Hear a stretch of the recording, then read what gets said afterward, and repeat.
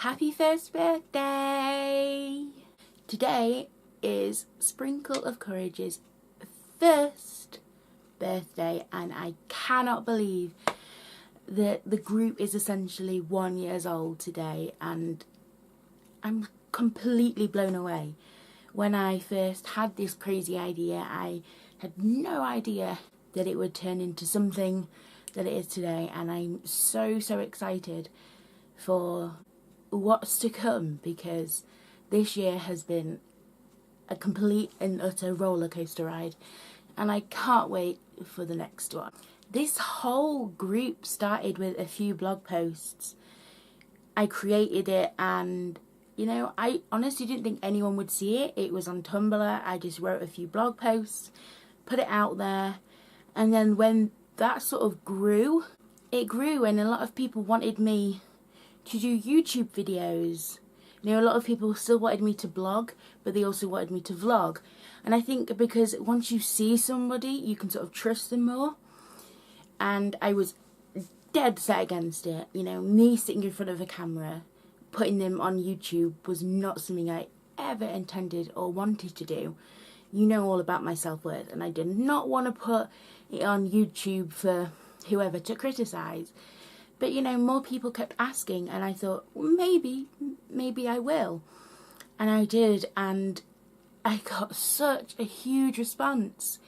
It was amazing. People who I didn't know, people who I knew, people were messaging me, so many people viewed it, and I was sort of shocked that so many people were interested in the cause.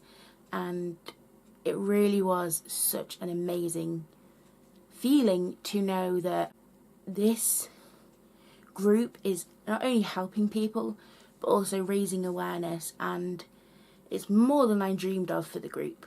I never really wanted anyone to find out about the group, especially people who knew me. I wasn't ashamed, I was more scared of what they would think. So when it was just blog posts, I was sort of fine with it. And I remember when I posted the video, the first ever vlog I did, and I posted it on the Sprinkle of Courage Facebook page, and I remember that my sister had liked it, and I completely forgot, and then she shared it, and that sort of created this huge fiasco of everybody from her Facebook, from my Facebook, from completely other people finding out about it. And it really was a scary thought, and to be honest, around then I was like, oh god, no, I can't do this. And I thought, right, I've done a vlog, you can see me, I'm going back to vlogs. But more people wanted the vlogs, and it's still very nerve-wracking to sit in front of a camera and know that you're going to put it on YouTube for whoever to see. But it gets a bit easier knowing that people care about what I'm vlogging about, and people are interested, and I'm helping people by doing it. And to me, that's enough for me to do this. I honestly thought this group wouldn't last. I was going to write a few blog posts, nobody would see it, and either I'd delete the page or the page would sort of go unnoticed and untouched forever. And it completely took me by surprise when more and more people got involved with it, and it was amazing because I didn't think of anything like that. I hadn't prepared myself for that. And then when all the different pages of Twitter, the YouTube, the Facebook, all got created for the group, and to see more subscribers and likes and followers, and it was just really surreal to know that it is changing people's perspective, it's helping people, and it's getting awareness out there. We're no longer sort of hidden in the shadows. This group is growing and growing day by day, and it is absolutely amazing to watch the numbers of subscribers or likes or messages go up more and more every day.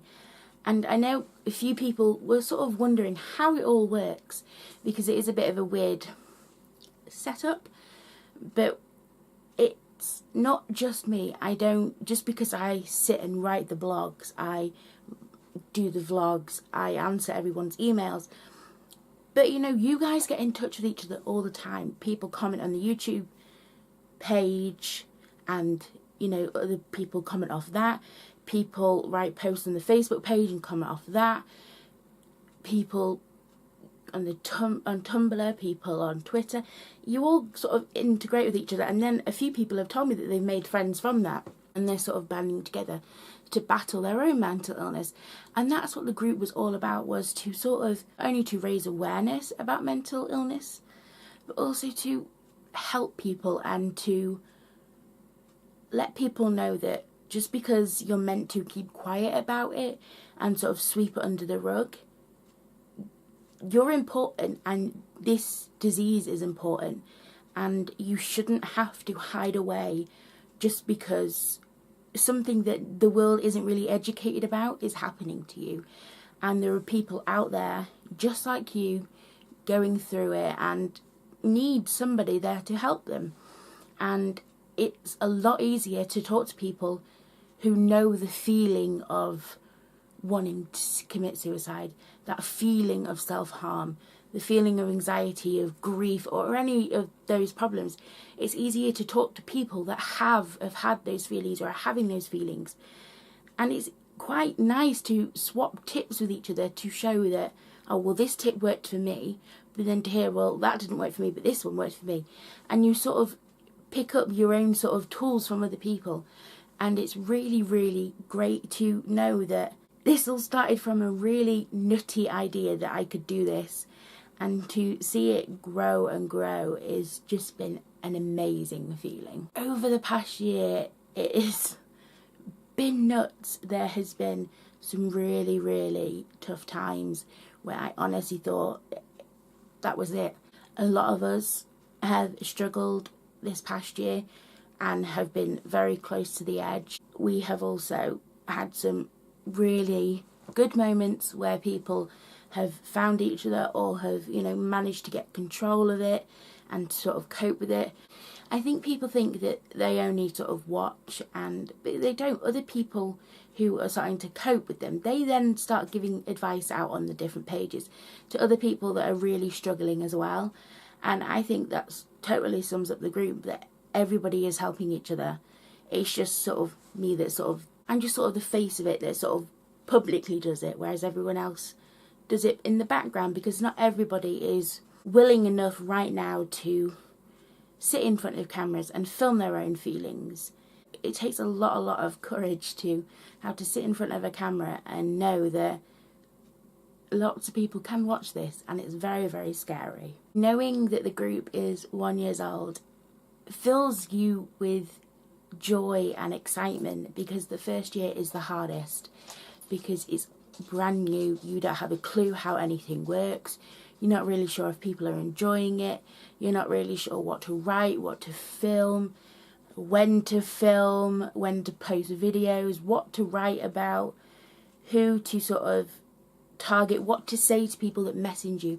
When I first got an inbox message, you know, this person, I won't mention their names, was having a real crisis, and I panicked because I was thinking, what do I know? I'm not a professional. I have no clue how to deal with this.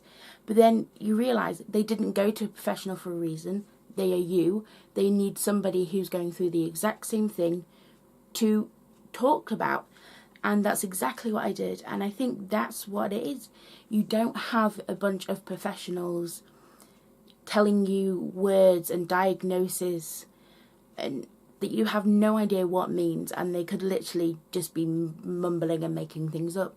You have real people with real feelings, with a real hard illness, all banding together to prove, not only to themselves but to the world, that it's really important for people to be educated about mental illness, but it's really important for people to know that they're not alone. And over the past year, that's what the group's done. If you look at, especially the Facebook page seems to be sort of the main one, how many people like that? It's got so many likes, and it grows every day. And all those people now know more about mental illness than they did a year ago. I've met some lovely people over this group, and to think that I didn't know them and they've given me tips, and it's just been amazing to know that although it's been a really hard year where a few of us thought that we'd never make it, a lot of good has come out of it. And I'm so excited to see what the next year brings, because even though it's been horrible at some points and I just wanted to hide under my pillow and cry because I just wanted to give up, I'm so glad I didn't, because knowing that the group is 1 year old and knowing that so many people are joining the fight and are helping each other just makes all the heartache worth it. And I know that year 2 is going to be easier, not in the mental illness side, but in the filming and the blogging, because I sort of have a footing now. I sort of know what type of things people want to see, what type of blog posts people like, and I have a good following, whereas a year ago I had no one. Absolutely no one. Whereas now I have a few thousand people, and that is absolutely nuts. But it also gives me an idea to know that people are actually listening and reading, and that to me is amazing. So thank you all, everybody who has supported either from day one, or even if you've just joined the group today watching the video. I cannot believe that the group is 1 year old, and I just want to thank you all, because without this I'd probably have pulled the plug a long time ago, and nobody ever would have heard of Sprinkle of Courage. So thank you very much, and do something good today in celebration of the group, whether it be pop a party popper, just do a treat yourself, whether it be eat a chocolate, do something like that, treat yourself in celebration of first birthday of Sprinkle of Courage, because turning 1 is a big deal and you only do it once. So I will see you soon, and thank you very much.